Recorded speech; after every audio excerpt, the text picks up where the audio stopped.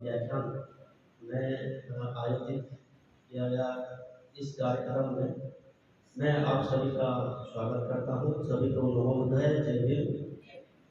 तो मैं भंते जी को बहुत धन्यवाद देना चाहूँगा क्योंकि उन्होंने आज के कार्यक्रम का नेतृत्व करने के लिए या लीड करने के लिए आज के कार्यक्रम को आगे बढ़ाने के लिए मुझे मौका दिया है, इसलिए भंते जी का बहुत बहुत धन्यवाद। तो आज की जो रूपरेखा इस प्रकार होगी कि पहले हम देश की हम स्वागत करेंगे, उसके पश्चात हम अपनी जो आदर्श है भगवान बुद्ध और बाबा साहेब अम्बेडकर उनके प्रति हम पुष्प और मोमबत्ती जलाकर हम उनका यानी कि हम आदर सम्मान करेंगे। उसके पश्चात हम व्याख्यान सुनेंगे और अंतिम में धन्यवाद ज्ञापन के साथ हम आज की कार्यक्रम समाप्त करेंगे। तो आज की जो प्रोग्राम में जो व्याख्यान रखा गया है वो हमारे जो गेस्ट है, सबसे पहले तो मैं भंते जी को आमंत्रित करना चाहूँगा कि अपनी जो हमने जो स्टेज बनाए हैं वहाँ पर आकर वो देखें। उसके पश्चात हमारी जो गेस्ट है वो बाहर से आए हैं, उनसे मैं ये अनुरोध करता हूँ, उनका नाम नरेंद्र बयाम है, मैं उनसे विनती करता हूँ कि वो भी आए। और साथ ही मैं नागार्जुन सर को भी मैं आमंत्रित करता हूँ कि वो स्टेज में आकर अपनी स्थान ग्रहण करें। तो आप सभी लोग ताली बजाकर उनका स्वागत करें। आदर करता हूँ।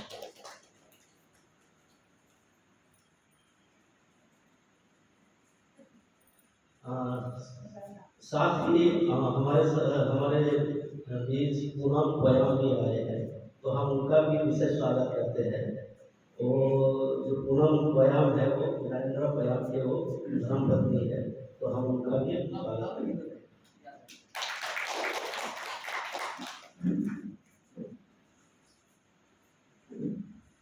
तो आज की कार्यक्रम को आगे बढ़ाने के लिए मैं आदरणीय भंते जी और नरेंद्र बयाम और नागार्जुन सर को मैं विनती करता हूँ कि हमारे जो आदर्श है भगवान बुद्ध और बाबा साहब उनको पुष्प यानी कि दीप प्रज्वलन करें।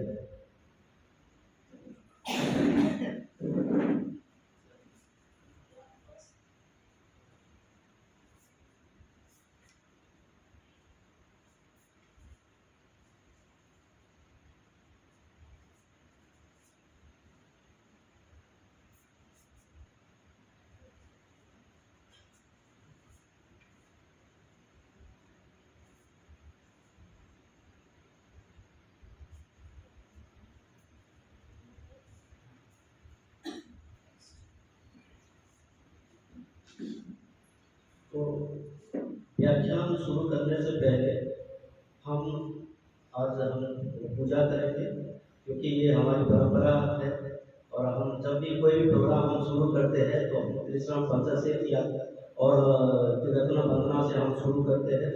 तो इसके लिए मैं भंते जी को रिक्वेस्ट करता हूँ कि वो पूजा का संचालन करें या गाथा। तो आदरणीय भंते जी आपको हेलो बुद्ध धर्म संबोधना। नमो तस्स भगवतो अरहतो सम्मा सम्बुद्धस्स।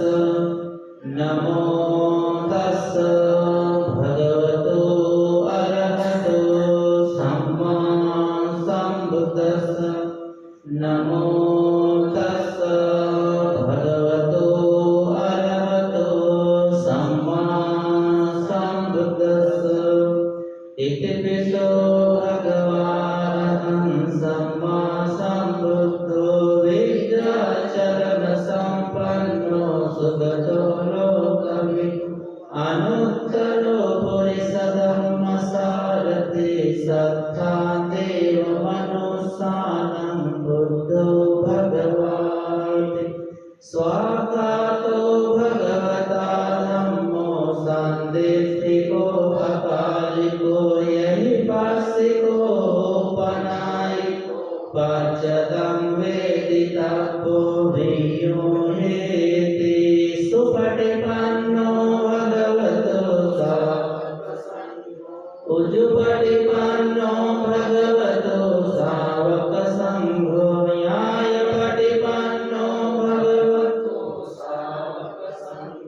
सामीचि पटिपन्नो भगवतो सावक संघो यदिदं चत्तारि पुरिसयुगानि अष्टपुरिसपुक्कला एष भगवतो सावक संघो आहुनैयो बाहुनैयो दक्षिणैयो अञ्जलिकरणियो अनुत्तरं पुण्यं कृतं लोकसान्ते सप्पपापस्सकरणं कुशलस्य उपसम्पदा सचित्तपर्योदपनं एतं बुद्धानुशासनं साधु साधु साधु।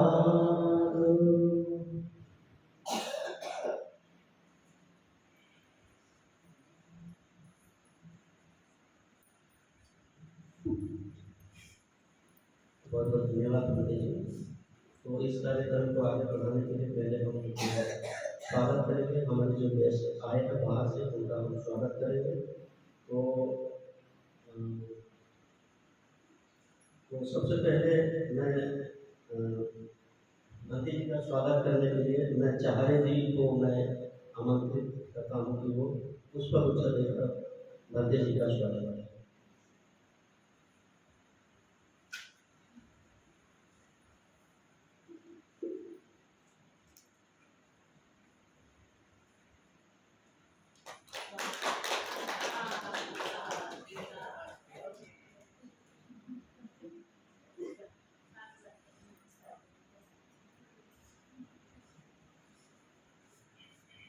और हमारे जो गेस्ट आए बाहर से तो उनको पुष्पगुच्छ देकर स्वागत करने के लिए मैं थोड़ा बड़े आई से विनती करता हूँ कि वो आकर उन्होंने पुष्पगुच्छ देकर उनका स्वागत किया।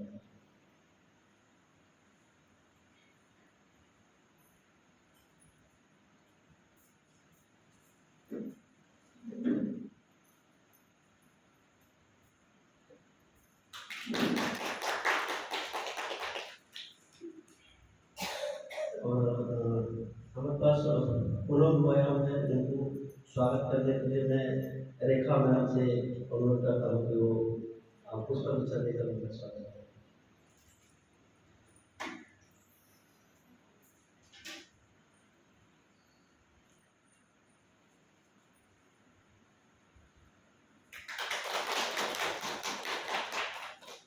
और नागार्जुन सर का स्वागत करने के लिए मैं ज्योति मैम से निवेदन करता हूँ कि वो पुष्पगुच्छ देकर उनका स्वागत करें।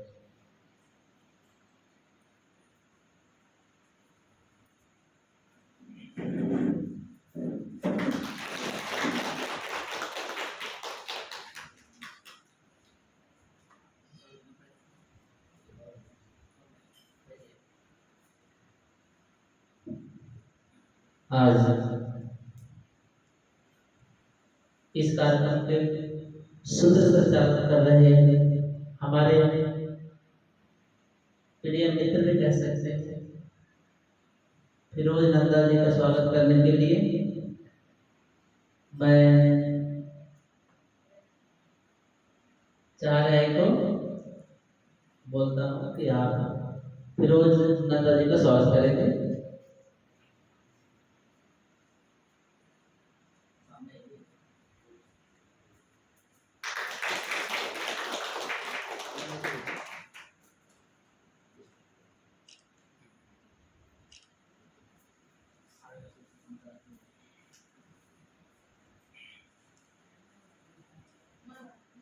बहुत बहुत धन्यवाद पंडित जी।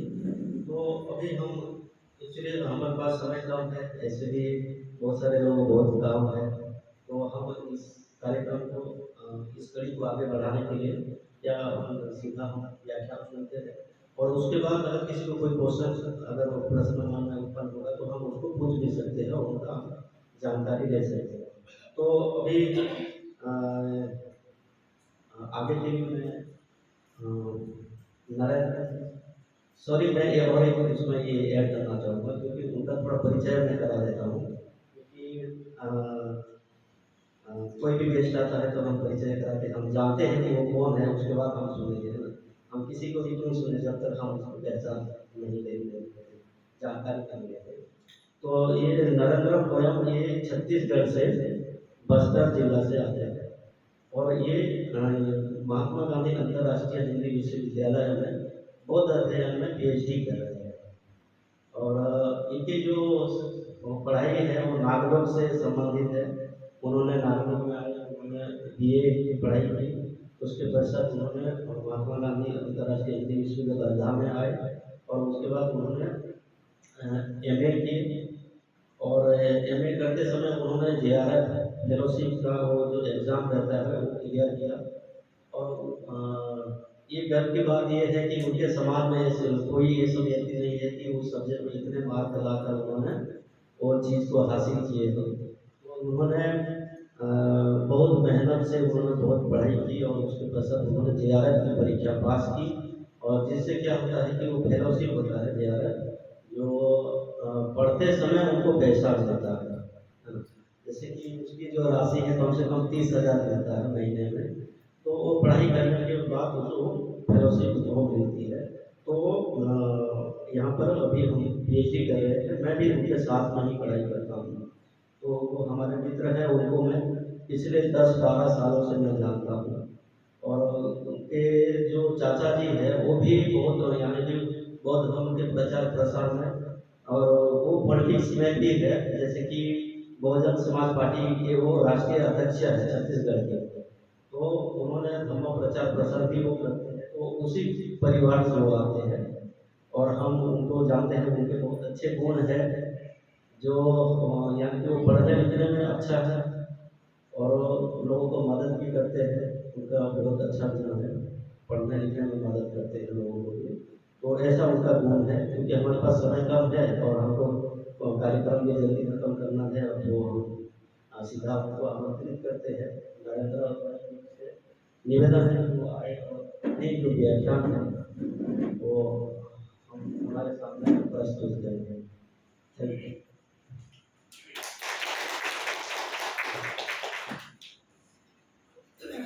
धन्यवाद फिरोज भैया। और स्पेशली मैं अंते जी को भी धन्यवाद देना चाहता हूँ कि उन्होंने मुझे यहाँ पे व्याख्यान देने के लिए आमंत्रित किया। सबसे पहले मैं कुछ जो मेरे पास्ट है उसके बारे में कुछ आपसे शेयर करना चाहता हूँ कि मेरा पास्ट, मेरा भूतकाल कैसा था। उसके बाद वो 5 मिनट में खत्म करके फिर मेरा जो विषय है उसके अंतर्गत आता हूँ। तो मेरा जो परिवार है वो बिल्कुल भी जो है आर्थिक स्थिति से बिल्कुल कमज़ोर था। और जब मैंने 12वीं पास किया उसके पश्चात ही मेरे पिताजी का मतलब डेथ हो गया। तो मेरी मम्मी हाउसवाइफ है, कुछ मतलब आवक जावक या फिर पैसा कमाने का कुछ जरिया नहीं था, ऐसी कृषि ही था। तो पिताजी के गुजर जाने के बाद फिर मुझे कॉलेज में एडमिशन करवा दिया गया। और कॉलेज का लाइफ वहाँ का जो था वो बहुत ही ऐसा था कि मैं किस तरीके से बयां करूँ कि सिर्फ पढ़ने जाने के लिए जाते थे और घूम फिर के सिनेमा देख के डेली का यही था। मतलब एक तरीके से कह सकते हैं कि एक बुरी लत में पड़ गया था, पीना खाना और बहुत कुछ। तब फिर मेरे चाचा ने मुझे इस हालत में देखा और उन्होंने कहा कि इस तरीके से तो तुम जो है अपना जिंदगी बर्बाद कर ही रहे हो, साथ साथ हमारे परिवार का भी तुम जो है ये इमेज खराब कर रहे हो। तब फिर उन्होंने मुझे नागपुर भेजा तो नागलोक में मैं आया 2013 में। तो शुरुआत में थोड़ा सा अच्छा लगा 2-4 दिन, उसके बाद फिर वही पूरी संगीत या वही सभी चीज़ें याद आने लगी। तो याद आने लगी तो फिर मुझे घर जाने की इच्छा हुई। तब मैंने चाचा को फ़ोन किया और बताया कि चाचा मुझे यहाँ पे मन नहीं लग रहा है, मैं वापस आना चाहता हूँ। तब फिर मेरे चाचा ने कहा कि अगर वहाँ पे मन नहीं लग रहा है तो तुम जहाँ जाना है जहाँ वहाँ जाओ, घर तो आना ही मत, ये बोल दिया उन्होंने। तो फिर मुझे लगा कि अब जब इतना दूर आए हैं तो कुछ ना कुछ करना चाहिए, ऐसा मैंने सोचा। फिर मेरा कॉलेज छूट गया था तो मैंने सोचा कि नागलोक में बीए चल रहा है तो मैं बीए ही कर लेता हूँ। तब फिर मैं सही मायने में देखा जाए तो उस बीए के दौरान ही मैं बाबा साहब और बुद्ध को अच्छे तरीके से पढ़ पाया। और पढ़ने के बाद में 3 साल मैंने नागलोक में गुजारे, बीए कंप्लीट हो गया। उसके बाद फिर मुझे पता चला कि बीए के बाद भी एमए भी किया जाता है, नहीं तो उसके पहले मुझे यही पता था कि बीए तक ही पढ़ाई होता है, यही लगता था मुझे जब मैं गांव में था। तब यहाँ आके मेरा दिमाग खुला, तो फिर मुझे लगा कि नहीं, बीए के बाद एमए भी है, एमफिल भी है, पीएचडी भी है, ऐसी ऐसी चीजें होती है। तब फिर मुझे पता चला कि दिल्ली में बुद्ध स्टडी है, पीएचयू में बुद्ध स्टडी है, ऐसा करके। तो फिर आर्थिक स्थिति उतनी ज़्यादा मजबूत नहीं थी मेरी, और मेरी मम्मी भी उतनी कैपेबल नहीं थी कि वो पैसा भेज पाए। तो मैंने सोचा कि वर्धा में ही एक महात्मा गांधी अंतर्राष्ट्रीय हिंदी विश्वविद्यालय है, वहाँ पे भी बुद्ध स्टडी है, और जो सर है वो भी अपने ही सर है। तब फिर मुझे लगा कि यहीं जाना चाहिए। तब मैं यहाँ आया 2016 में। 2016 से 2018 तक मैंने एमए किया। फिर एमए के दौरान ही मैंने जेआरएफ का एग्जाम जो था वो मैंने क्रैक किया था, वो पास किया था। उसके पश्चात फिर मुझे पीएचडी में जो है एडमिशन मिल गया, और उसके बाद 2018 से मैं अब तक जो है पीएचडी कर रहा हूँ। और अभी मेरा प्री सबमिशन हो गया है, मतलब जमा कर दिया, और इसका फाइनल सबमिशन अभी बचा हुआ है। तो मेरा जो विषय है पीएचडी का, वो विषय है बौद्ध दर्शन में शून्यता की अवधारणा। जो शून्यता के बारे में हम लोग जानते हैं कि ये आचार्य नागार्जुन के द्वारा स्थापित किया गया है, लेकिन मेरा विषय के अंतर्गत नहीं है व्याख्यान, तो मेरा व्याख्यान प्रतीक समुत्पाद पर है। तो प्रतीक समुत्पाद क्या है, इसके बारे में ही मैं आप लोगों को बताऊंगा, क्योंकि आचार्य नागार्जुन का शून्यवाद ही प्रतीक समुत्पाद के सिद्धांत के ऊपर ही आधारित है। प्रतीक समुत्पाद के सिद्धांत से ही उन्होंने शून्यवाद को स्थापित किया, आचार्य नागार्जुन ने। तो फिर प्रतीक समुत्पाद है क्या चीज, क्या है, किस तरीके से समझा जाए? जो मैंने समझा है, जो मैंने जाना है, वही चीज, वही एक्सपीरियंस ही मैं आपको बताऊंगा। क्योंकि बुद्धिज्म में ऐसा माना जाता है कि जो हमने पाया है, जो ज्ञान, उसको उसी रूप में ही आगे वाले को समझाना, ये उत्तम मंगल होता है। तो जो मैंने जाना है, जो मैंने पाया है 5 सालों में बुद्धिज्म से, बाबा साहब से, वही चीज मैं आप लोगों को बताऊंगा। तो प्रतीक समुत्पाद बुद्धिज्म से कैसा जुड़ा हुआ है, इसको पहले देखने के लिए हमको भगवान बुद्ध के, जब उन्होंने बोधि वृक्ष के नीचे जब वो बैठे थे, जिस दिन उनको बुद्धत्व की प्राप्ति हुई, बुद्धत्व को प्राप्त हो जब हुए हो, तो उनको 3 विद्याएं मिली थी। 3 विद्याएं मिली, तब वो बुद्ध बने। तो वो 3 विद्याएं क्या है? तो पहली जो विद्या है वो आश्रव क्षय ज्ञान है। आश्रव का मतलब हम समझते हैं जो चित्त के मल होते हैं, चित्त के मल को नष्ट करना, मतलब आश्रवों का क्षय करना। ये पहला उनका विद्या था, पहली विद्या उनको प्राप्त हुई। दूसरी विद्या थी पूर्वाना स्मृति, मतलब पूर्व के समय में हमने जो भी कार्य किया है बचपन से लेकर अब तक, क्योंकि हमको वही चीजें याद रहती है कभी कभी, जो चीजें हमको भावनिक रूप से जो है हमारे मन में उतरती है। हर चीज याद नहीं रहती है ना। लेकिन भगवान बुद्ध को दूसरी विद्या के रूप में वही चीज प्राप्त हुई, वही धर्म प्राप्त हुआ कि पूर्व में उन्होंने हर क्षण में क्या क्या किया था, वो चीजें उनको प्राप्त हुई, पूर्वानु स्मृति। तीसरी जो विद्या थी वो विद्या थी प्रतीक समुत्पाद, और इस प्रतीक समुत्पाद को प्राप्त होकर ही इन तीनों विद्याओं के साक्षात्कार होने के बाद ही वो सम्यक संबुद्ध बने। अब फिर उसके बाद उन्होंने क्या किया? उसके बाद फिर जो 7 सप्ताह तक जो है वो बोधि वृक्ष के नीचे, वो जो बौद्ध गया के पास जो है, वहाँ पे वो विमुक्ति सूत्र का आनंद ले रहे थे, कभी इस वृक्ष से तो कभी उस वृक्ष से, इस तरीके से वो। अब प्रतीक समुत्पाद का विमुक्ति सूत्र के साथ जो आनंद लेना कैसे है, तो प्रतीक समुत्पाद को 2 भागों में बांटा जा सकता है। मतलब कि प्रतीक समुत्पाद का 2 भाग है, एक है अनुलोम ज्ञान और एक है प्रतिलोम ज्ञान। अनुलोम ज्ञान क्या है? अनुलोम ज्ञान वह है जिसमें कार्य कारण सिद्धांत, जिसको हम मानते हैं कि संसार में जितनी भी वस्तुएं हैं उन वस्तुओं की उत्पत्ति किसी ना किसी कारण से हुई है, ये अनुलोम ज्ञान है। और उसी प्रकार प्रतिलोम ज्ञान क्या है?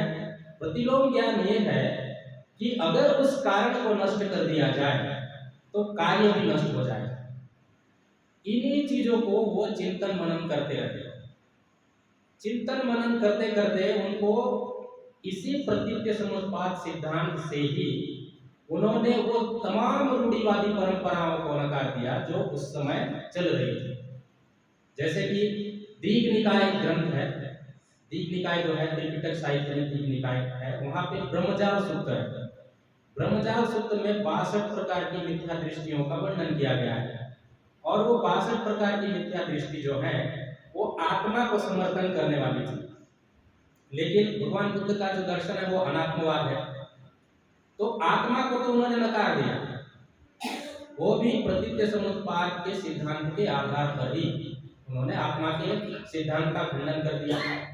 और उस समय जो जाति व्यवस्था चल रही थी उस जाति व्यवस्था को भी भगवान बुद्ध ने प्रतीत्य समुत्पाद के सिद्धांत से ही खंडन किया।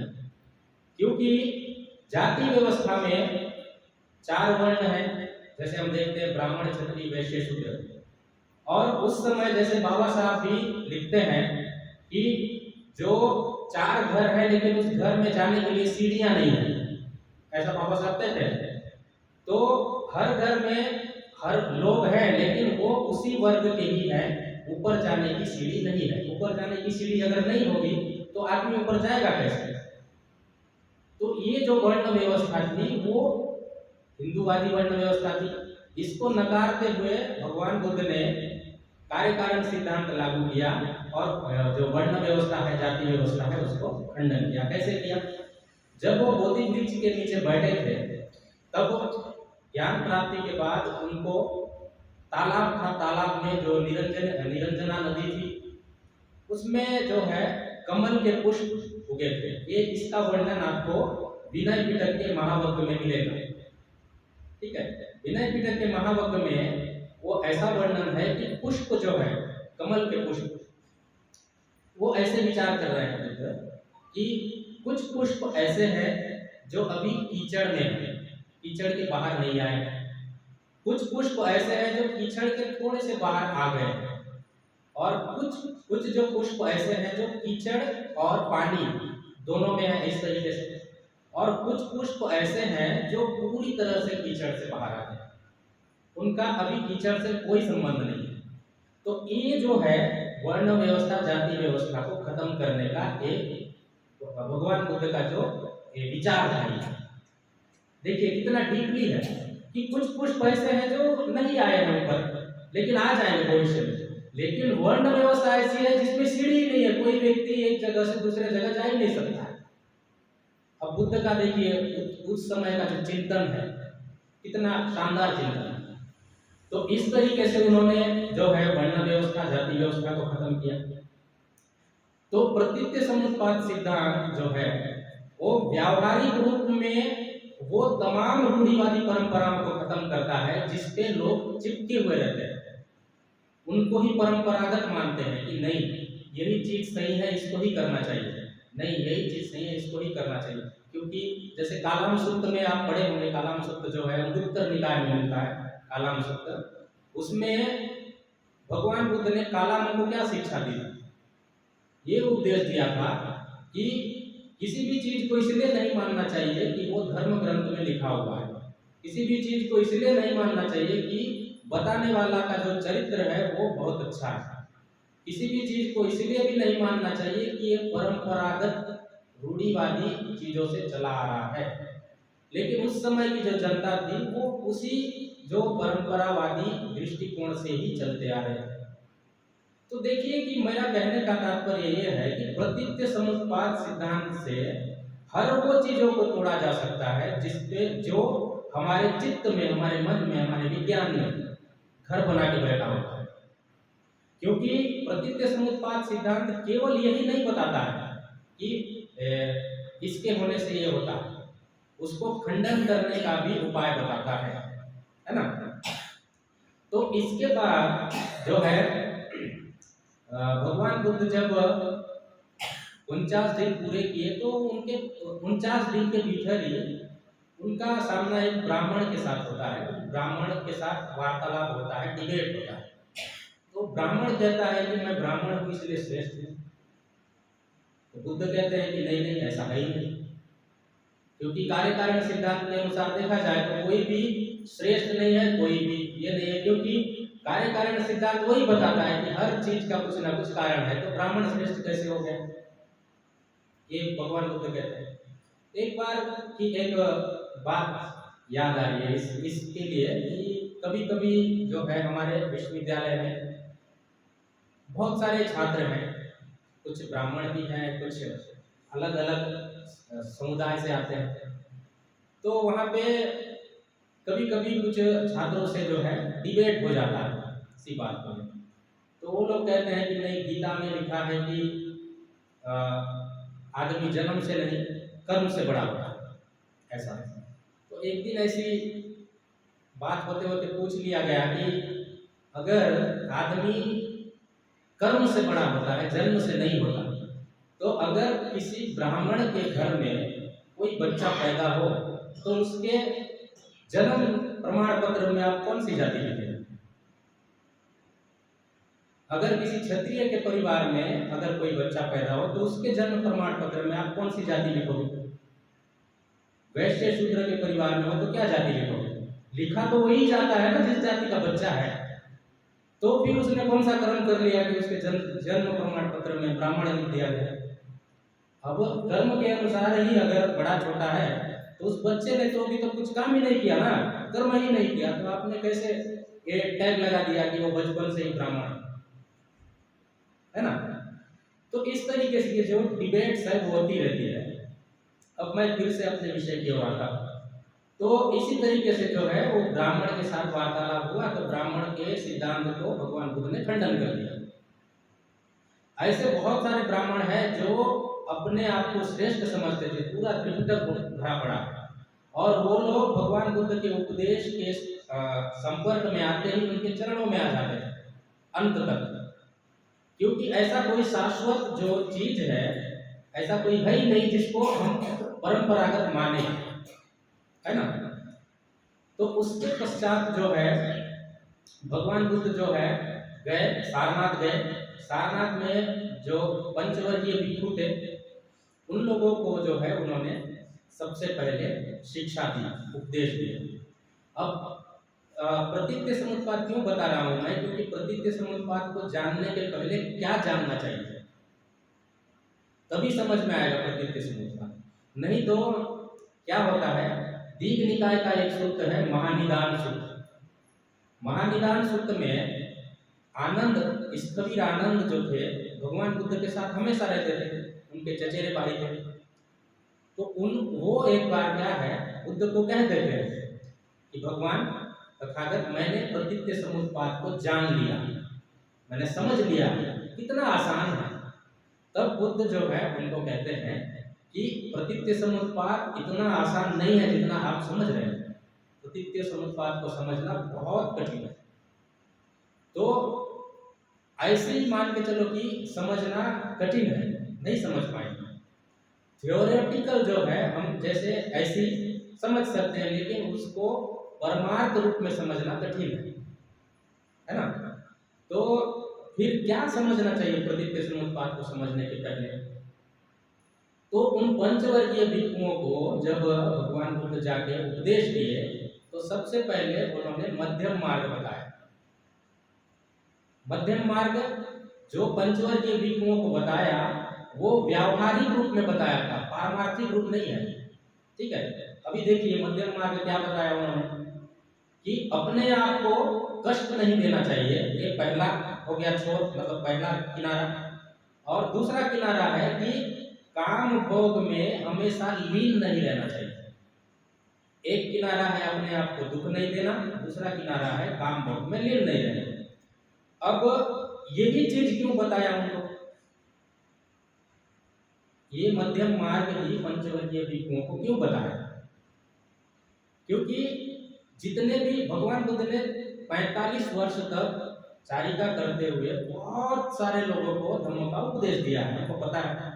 लेकिन पहला जो उनका उपदेश है कि अपने आप को दुख नहीं देना, कष्ट नहीं देना और काम भोग में लीन नहीं रहना। ऐसा मध्यम मार्ग पूरे त्रिपिटक में आप किसी दूसरे को देते हुए नहीं दिखाई देगा, सिर्फ पंचवर्गीयों को दिया। क्यों क्यों दिया उन्होंने? तो इसका कारण ये है कि अपने आप को कष्ट नहीं देना का पालन ही कर रहे थे वो लोग। वो जो 5 लोग है ना, वो लोग अपने आप को कष्ट ही दे रहे थे। काम भोग तो छोड़ के आए थे, सांसारिक जीवन से छोड़ के संन्यास ले लिया। काम भोग को जान गए थे कि काम भोग में रहने से हमको परम मुक्ति का जो ज्ञान है वो नहीं मिलेगा। लेकिन एक चीज को तो पकड़ा हुआ था, अपने आप को दुख दे रहे थे। कैसे कैसे मतलब साधना पद्धतियां थी, जिसके बारे में जो हमारे मित्र हैं फिरोज नंदा जी, उनका साधना पद्धति के ऊपर ही पीएचडी का थीसिस है। तो उस समय की जो साधना पद्धतियां थी, उन साधना पद्धतियों के ऊपर ही वो 5 चल रहे थे। ऐसा नहीं है कि भगवान बुद्ध नहीं चले थे, भगवान बुद्ध भी चले थे। भगवान बुद्ध के 2 गुरु थे, आलार कालम और उद्धव बुद्ध, उनसे उन्होंने शिक्षा प्राप्त की थी, है ना। लेकिन उनसे शिक्षा प्राप्त करने के बाद भी उनको अपने मन की अनुभूति या परम मुक्ति की जो अवस्था है वो नहीं मिला। इसलिए उन्होंने अपना मार्ग खोजा, है ना। और जब सुजाता के हाथों से खीर खाई तो वो 5 जो लोग हैं वो छोड़ के चले गए उनको। ये तो भ्रष्ट हो गया, ये खाना खाने लगा है। तो अब इसको तो हम लोग सोच रहे थे कि मुक्ति का मार्ग ढूंढेगा, ये तो ऐसे हो गया, हम नहीं रहेंगे इसके साथ। वो छोड़ के चले गए, छोड़ के चले जाके वो उसी ही हालत में थे जिस हालत में छोड़ के गए थे। लेकिन भगवान बुद्ध ने तो खाना खा लिया, इसलिए उनको पता था कि अगर मैं खाना नहीं खाऊंगा तो जिस अवस्था को मुझे प्राप्त करना है उसको प्राप्त किए बगैर ही मर जाऊंगा, और ज्यादा खाना खाऊंगा तो साधना करने में दिक्कत हो जाएगी। तो इसीलिए उन्होंने हर वो उनका जो एक्शन था उस समय से लेके पूरे 45 वर्षों तक वो मध्यम मार्ग पर ही चलते थे। अब उनको जो पंचवर्गीय भिक्षुओं को क्यों बताया, क्योंकि वो एक अंत को पकड़े हुए थे, अपने आप को दुख दे रहे थे, कष्ट दे रहे थे। इसलिए उनको ये बताया कि अपने आप को दुख नहीं देना चाहिए। सांसारिक भोग को तो आप छोड़ के आए हो, लेकिन एक चीज को आपने पकड़ा हुआ है। मध्यम मार्ग वही है जहां कुछ भी पकड़े ना रखे, जहां कोई भी दृष्टि नहीं पकड़ना चाहिए। नहीं मैं बड़ा जात का हूं, नहीं आप छोटे जात के हो।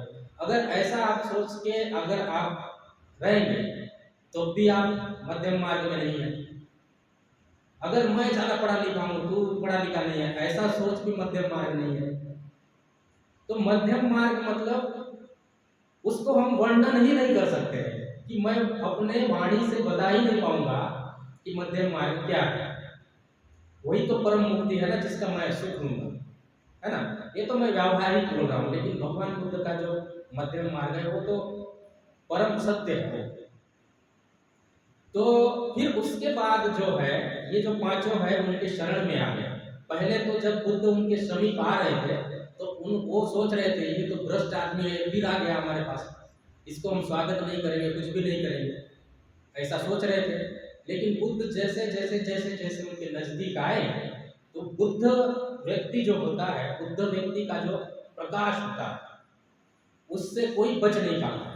जैसे कि मेरा जो विषय है शून्यता, शून्य, अगर हम शून्य को देखें गणित की नजर से, शून्य एक ऐसा शब्द, ऐसा अंक है, उससे अगर आप 1 लाख को भी टकरा दोगे तो 1 लाख भी शून्य हो जाएगा, है ना। कितने से कितना बड़ा संख्या भी अगर 0 से टकराए, शून्य से टकराए तो वो शून्य ही हो जाएगा। उसी प्रकार बुद्ध के साथ भी है। बुद्ध व्यक्ति के संपर्क में जो कोई भी आएगा वो व्यक्ति अपना आचरण सुधार कर ही जाएगा, कोई भी दृष्टि पाल के नहीं जाएगा। तो ये बुद्धत्व जो है, बुद्धत्व या बोधिसत्व हो या बुद्ध पुरुष हो, उन व्यक्ति का जो गुण है, उनके अंतर्गत कोई भी आता है वो अपना आचरण बदल जाता है। तब उनको जो है आर्याष्टांगिक मार्ग बताया उन्हें।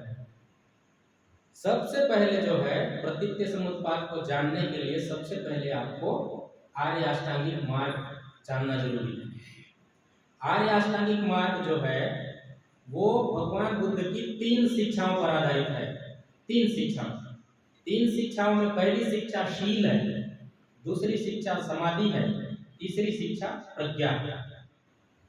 शील समाधि प्रज्ञा में प्रतिष्ठित व्यक्ति ही प्रतीत्य समुत्पाद को समझ सकता है।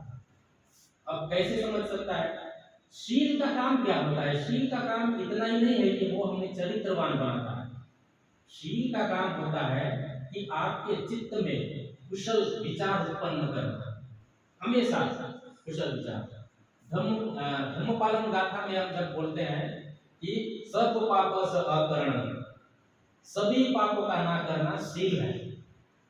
उसमें ये जो एक गाथा है, एक गाथा है, उसमें पूरा त्रिपिटक छुपा हुआ है। आप देखें तो सब पाप स अकरण मतलब शील, मतलब विनय पिटक। कुशलस्य उपसंपदा मतलब कुशल विचारों का संचय करना, मतलब शुद्ध पिटक। सच्चित परियोदपनन मतलब अभिधम्म पिटक, मतलब अपने चित्त को परिशुद्ध करना। एतन बुद्धानुशासनम मतलब यही बुद्धों की शिक्षा है। तो शील समाधि प्रज्ञा यही बुद्धों की शिक्षा है, और इस शील समाधि प्रज्ञा पे ही भगवान बुद्ध का आर्य अष्टांगिक मार्ग आधारित है ना। अभी आर्य अष्टांगिक मार्ग पर जो चलता है उसको प्रज्ञा की प्राप्ति होती है। शील से समाधि, समाधि से प्रज्ञा। प्रज्ञा भी 3 प्रकार की है, ठीक है, 3 प्रकार की प्रज्ञा। पहली प्रज्ञा है श्रुतमयी प्रज्ञा। श्रुतमयी का मतलब होता है जैसे कि सुनकर प्राप्त हुआ ज्ञान, पढ़कर प्राप्त हुआ ज्ञान। जैसे हम लोग कहीं सुनते हैं, हमसे कोई बुजुर्ग हो, हमसे कोई बड़ा हो, हमारा कोई गुरुजी हो, अंते जी हो, कोई भी जिनसे हमने सुनकर ज्ञान प्राप्त किया है, पढ़ के ज्ञान प्राप्त किया है, उसको कहा जाता है श्रुतमयी प्रज्ञा। श्रुतमयी प्रज्ञा का जब हम चिंतन मनन करते हैं, जो सुना है, जो पढ़ा है, उसका अगर हम चिंतन करते हैं, तब वो प्रज्ञा चिंतनमयी प्रज्ञा बन जाती है। चिंतन करते रहते हैं हमेशा। और चिंतनमयी प्रज्ञा का जब हम अपने आचरण में उतारते हैं तो वो भावनामयी प्रज्ञा बन जाती है। जब जो सुना उसका चिंतन किया, वो चीज को अपने में इम्प्लीमेंट करते हैं, अपने आचरण में डालते हैं, तब वो भावनामयी प्रज्ञा बन जाती है। लेकिन इतना आसान नहीं होता, क्योंकि जो सुना है उसका चिंतन करना, उसको आचरण में डालना, ये बहुत सारे लोगों के लिए नहीं होता है। यहाँ तक कि मैं भी हूँ, मेरे को भी नहीं होता। तो क्योंकि हम व्यावहारिक रूप से देखते हैं ना, इसलिए। क्योंकि उस अवस्था तक जाने के लिए हमको समाधि की भी जरूरत होती है, ध्यान की भी अवस्था। ध्यान की अवस्था 4 अवस्थाएं हैं, उन 4 अवस्थाओं को पार करने के बाद ही जो है आपको उस भावनामयी प्रज्ञा की अनुभूति होगी। तो भावनामयी प्रज्ञा प्राप्त होने के बाद ही आप समझ सकते हैं मध्यम मार्ग क्या है परमार्थिक रूप में। क्योंकि अपने आप को दुख नहीं देना और काम भोग में, सांसारिक मोह माया में लीन नहीं रहना, ये व्यवहारिक रूप है। इसको कोई भी आदमी समझ सकता है। नहीं, मुझे अगर अपने आप को मैं दुख दूंगा तो अच्छा नहीं होगा, और काम भोग में लीन रहूंगा तो भी अच्छा नहीं होगा, ये कोई भी समझ सकता है। लेकिन परमार्थिक रूप में समझना कठिन है। परमार्थिक रूप में समझने के लिए ही आपको प्रज्ञा की जरूरत होती है। और इस प्रज्ञा का एकदम सटीक रूप में वर्णन आपको मिलिंद प्रश्न में मिलता है। मिलिंद प्रश्न में भंटे नागसेन के द्वारा प्रज्ञा और ज्ञान का बहुत ही जबरदस्त तरीके से जो है विश्लेषण किया गया है कि प्रज्ञा क्या है, ज्ञान क्या है, कैसे पता चलता है कि मध्यम मार्ग क्या है। वो वहां पे आपको पता चलेगा जब आप मिलिंद प्रश्न पढ़ेंगे। तो मेरा कहने का अर्थ यह है कि मध्यम मार्ग को समझना है तो सबसे पहले आपको आर्य अष्टांगिक मार्ग समझना पड़ेगा। हम लोग प्रतीत्य समुत्पाद की ओर जा रहे हैं, ठीक है ना। क्योंकि प्रतीत्य समुत्पाद भले ही बौद्ध दर्शन का आधार है, जितने भी बौद्ध दर्शन से संबंधित सिद्धांत हैं, चाहे वो चार आर्य सत्य हो, आर्य अष्टांगिक मार्ग हो, तीन लक्षण हो, चार ब्रह्म विहार हो, या जितने भी हो, वो सभी चीजें प्रतीत्य समुत्पाद से जुड़ी हुई है। उनका आधार केंद्रीय दर्शन जो है वो प्रतीत्य समुत्पाद ही है ना। तो इसीलिए प्रतीत्य समुत्पाद को समझना बहुत कठिन होता है, लेकिन अभी हम समझ लेंगे कैसे। मतलब कि हम लोग व्यावहारिक रूप से समझ लेंगे परमात्मा, लेकिन फिर भी जब हम प्रतीत्य समुत्पाद को जैसा मैं समझा हूं ना, जैसे कि बहुत सारी किताबें पढ़ने के बाद प्रतीत्य समुत्पाद को समझने का एक अवसर मेरे को हुआ। प्रतीत्य समुत्पाद समझने के बाद मुझे लगता है कि दुनिया ही कुछ भी नहीं है। कभी कभी ऐसा ही लगता है जब हम डीपली जाते हैं उस गहरी चिंतन में, तो ऐसी लगता है कि इस दुनिया में कुछ भी ऐसी चीज नहीं है जो हमको सुख दे सके। ऐसा लगता है कभी जब हम पूरे सिद्धांतों को थोड़ा थोड़ा थोड़ा थोड़ा करते करते जब पूरे अंदर चले जाते हैं ना, तब वो जो शून्यता है वो समझ में आती है। तो आर्य अष्टांगिक मार्ग में प्रज्ञा समझने के बाद ही आपको मध्यम मार्ग समझेगा। तो मध्यम मार्ग व्यावहारिक नहीं, पारमार्थिक। पारमार्थिक रूप में क्या है मध्यम मार्ग? तो पारमार्थिक रूप में है शाश्वतवाद और उच्छेदवाद, दोनों को छोड़ना ही मध्यम मार्ग। शाश्वतवाद मतलब क्या है? शाश्वतवाद का मतलब होता है हमेशा रहने की जो दृष्टि है, शाश्वत रहना, नित्य रहना, नित्य बने रहना। जैसे कि हिंदू दर्शन में है कि आत्मा नित्य है, शाश्वत है, कभी नहीं मरती है, उसको पानी नहीं जला सकता, नहीं पानी भिगो नहीं सकता, आग जला नहीं सकता, तलवार काट नहीं सकती, शाश्वत मानते हैं। लेकिन बुद्धिज्म में मध्यम मार्ग उसी शाश्वतवाद का खंडन कर देता है कि कोई भी चीज शाश्वत नहीं है, क्योंकि कोई भी चीज जो शाश्वत होगी जो कि अब तक नहीं है, मैं ऐसी फॉर एग्जांपल कह रहा हूं, जिसका कोई कारण नहीं होता ना, वो अपना कारण भी उत्पन्न नहीं करता है। इस बात को आप लोग जान लीजिए, ठीक है। जिसका कोई कारण नहीं होता वो चीज अपने कार्य को उत्पन्न नहीं करता है। और दुनिया में जितनी भी चीजें हमको आज तक दिखी है उन सब का कारण है ना, हर वो चीज का कारण है। इसीलिए बुद्धिज्म में ऐसा कोई चीज नहीं है जिसका कोई कारण नहीं है। तो इसलिए आचार्य नागार्जुन पर हम थोड़ी देर में जाएंगे। प्रतीत्य समुत्पाद को बहुत गहराई से समझने के लिए उनका शून्यवाद को भी समझना बहुत आवश्यक है। तो शाश्वतवाद और उच्छेदवाद, मतलब शाश्वतवाद समझ गए हम कि हमेशा बने रहने की जो दृष्टि होती है, सत्ताय दृष्टि जिसको हम कहते हैं, सत्ताय दृष्टि, फिक्स व्यू जिसको हम कहते हैं। और एक होता है उच्छेदवादी दृष्टि।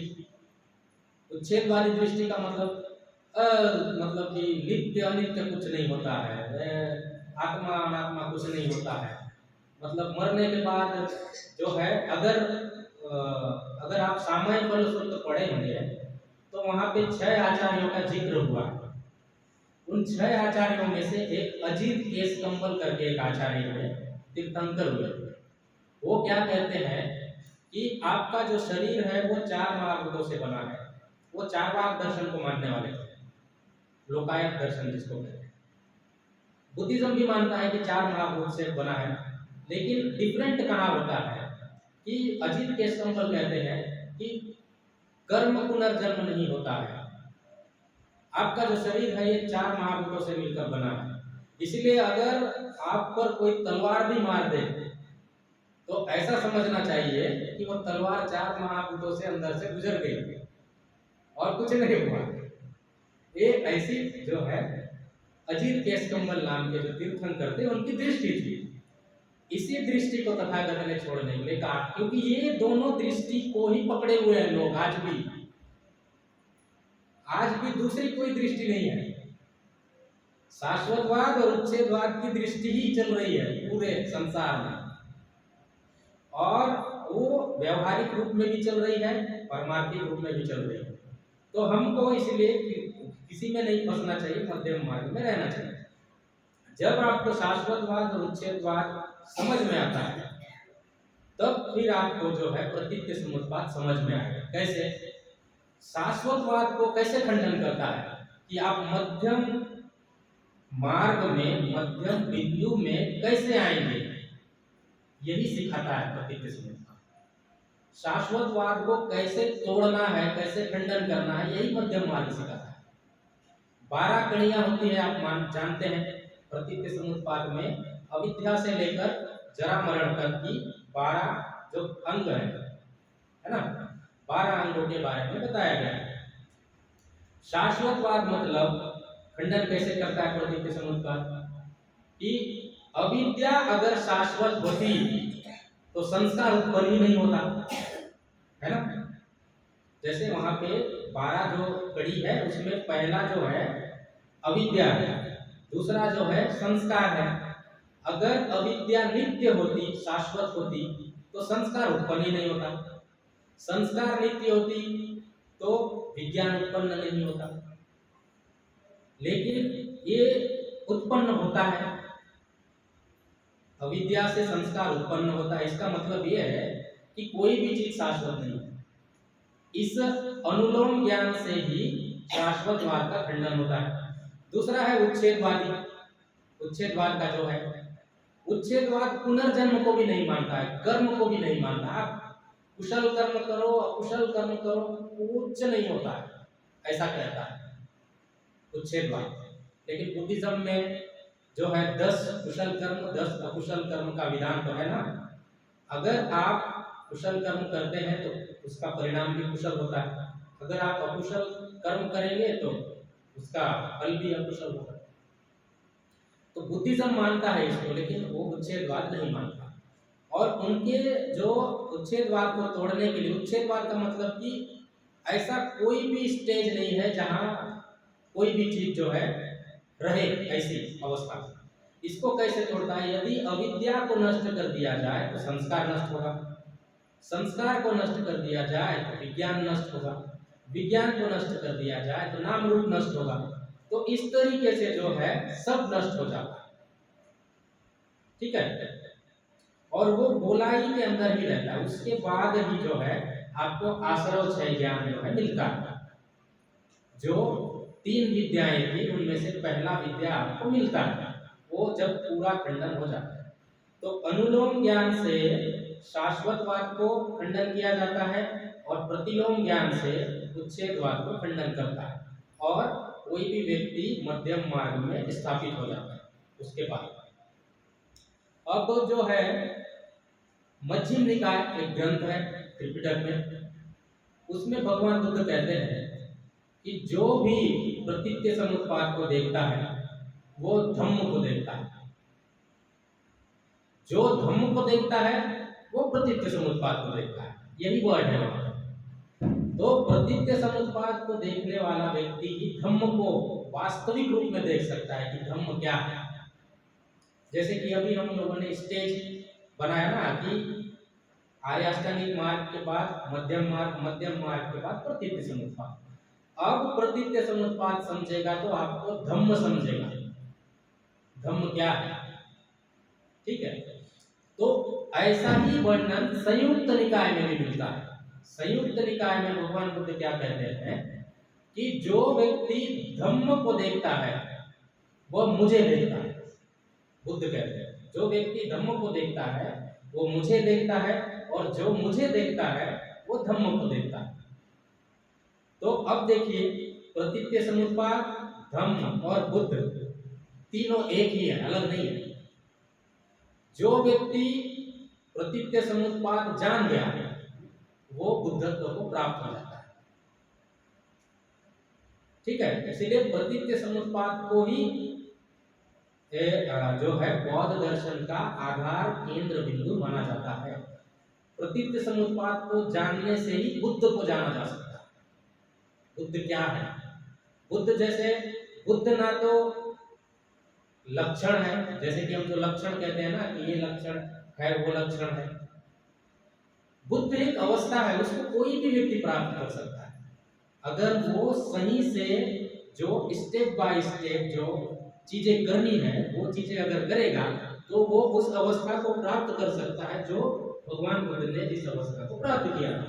बोधिसत्व जो होता है वो बुद्धत्व की ओर बढ़ने वाला व्यक्ति होता है। हम जानते हैं बोधिसत्व के बारे में। बोधिसत्व का जो कर्म होता है वो कर्म सभी व्यक्ति के लोक कल्याण के लिए होता है ना। लोक कल्याण के लिए काम करते हैं बोधिसत्व। और लोक कल्याण के लिए काम करने वाला व्यक्ति का जो चित्त होगा वो चित्त कैसा होगा? कुशल होगा एकदम, कोई भी नकारात्मक दृष्टि नहीं, कोई भी नकारात्मक सोच नहीं।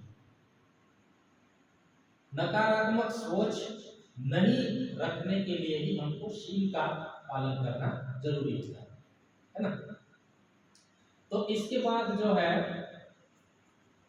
ये जो प्रतीत्य समुत्पाद को देखने वाला व्यक्ति ही धम्म को देखता है, ये हमने अब देखा।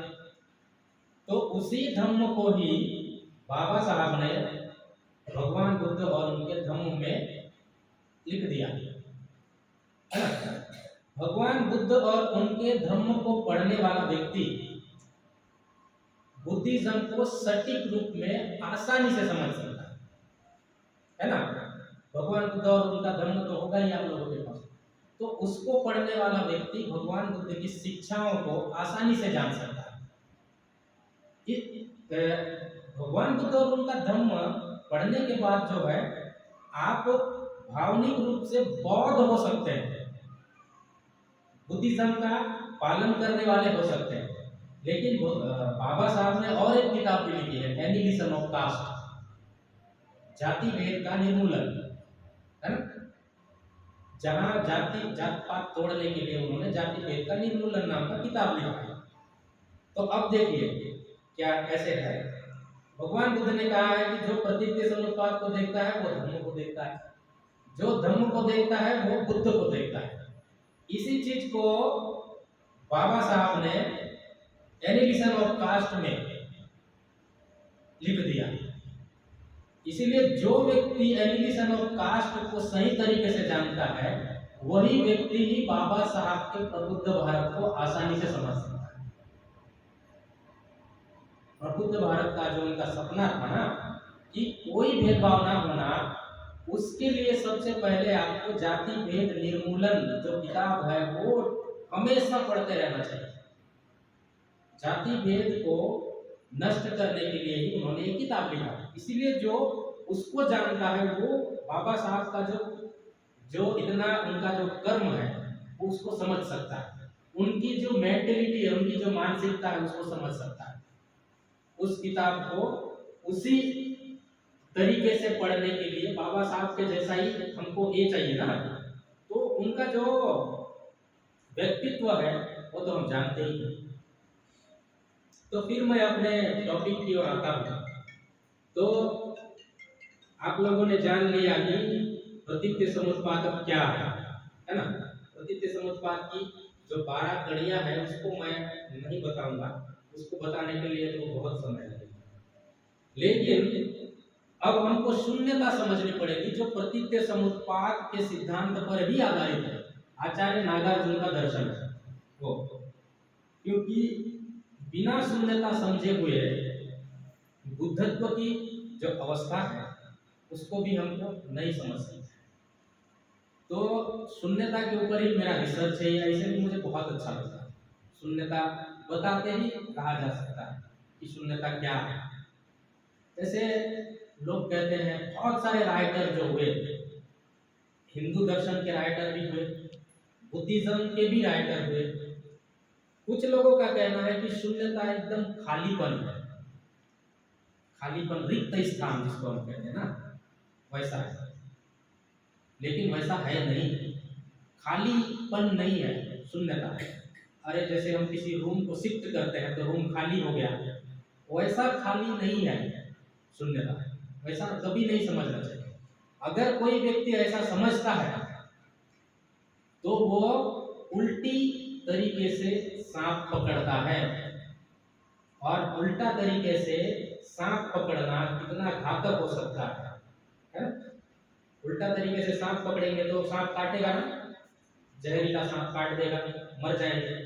तो उसी तरीके से शून्यता को उसी रूप में ही समझना चाहिए जिस रूप में वह बताया गया है ना। तो फिर अब शून्यता है क्या, थोड़ा सा ही उसके बारे में बताऊंगा, आप लोगों को समझ में भी आ जाएगा। मध्यम निकाय में एक सूत्र और है, उसका नाम है अलगद्दुपम सूत्र। अलगद्दुपम सूत्र में भगवान बुद्ध कहते हैं, मेरा जो धम्म है वो नाव के समान है। नाव जानते हैं, बोट, जहाज के समान है।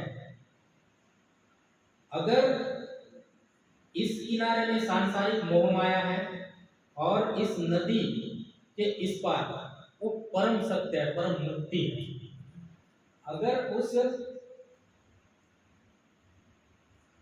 अगर वहां आपको पहुंचना है तो उस नदी में बोट का सहारा लेकर आपको जाना पड़ेगा, है ना, बोट से जाना पड़ेगा। इस किनारे से इस किनारे अगर जाना है तो आपको नाव की सहायता से ही तो जाओगे। बहुत लंबा है तो तैर के भी नहीं जा सकते, तो नाव की सहायता से ही जाएगा। क्योंकि सांसारिक मोह माया इतना जकड़ के रखा है इंसान को कि वो निकल ही नहीं पाएगा, और उसको अगर निकलना है बाहर तो भगवान बुद्ध का धम्म ही है और कुछ नहीं। सधम्म के सहारे जा सकता है बाहर। तो इस किनारे से इस किनारे अगर आना है तो भगवान बुद्ध का धम्म है, उस धम्म की सहायता से ही जाना है आप।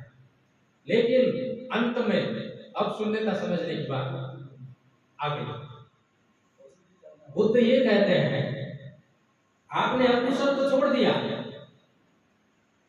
आप धम्म रूपी नाव में गए और उधर उतर भी गए, और उसके बाद भी अगर आप उस धम्म रूपी नाव को ढो के घूम रहे हैं, इस पार पहुंचने के बाद भी अगर आप उस नाव को अपने साथ लेके घूम रहे हैं तो आप बुद्धत्व को प्राप्त नहीं हुए।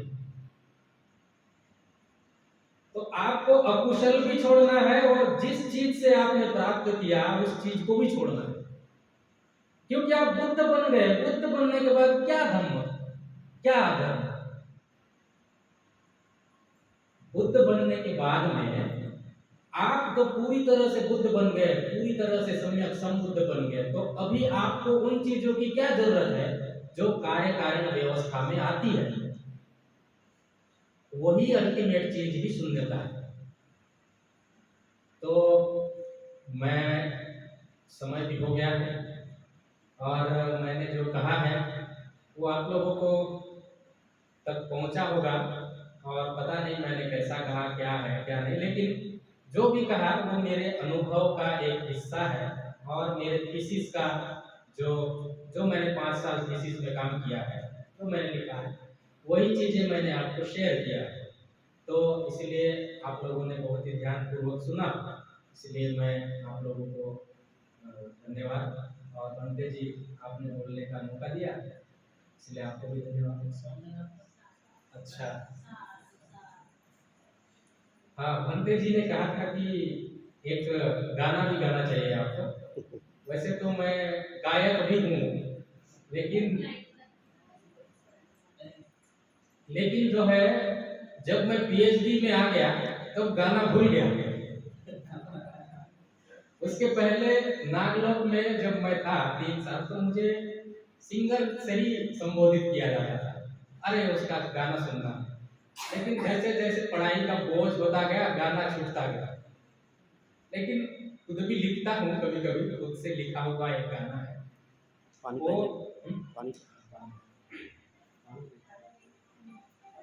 वो गाना जो है वो बाबा साहब के ऊपर है। बाबा साहब के ऊपर मैंने गाना लिखा है, और ये गाना मैंने जब नागलोक आया था उसके बाद मैंने लिखा था, क्योंकि मैं जब घर जाने का जो जिद छोड़ चुका था, जब मेरे चाचा ने मुझे धमकाया कि जहाँ जाना है वहाँ जाओ, तब मैंने कमिटमेंट किया था कि मैं अब कुछ ना कुछ तो करूँगा।